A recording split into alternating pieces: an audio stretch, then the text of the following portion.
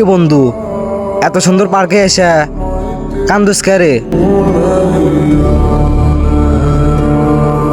তোর কোনো কিছু কি হয়েছে?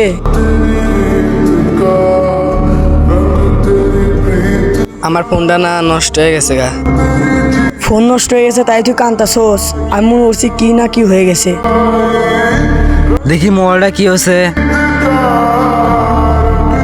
কই, সব কিছু তো চালুই আছে, ঠিকই আছে সব। সব কিছু যদি ঠিকই থাকে তাহলে আমার মায়ের নাম্বার থেকে ফোন আসে না কেন?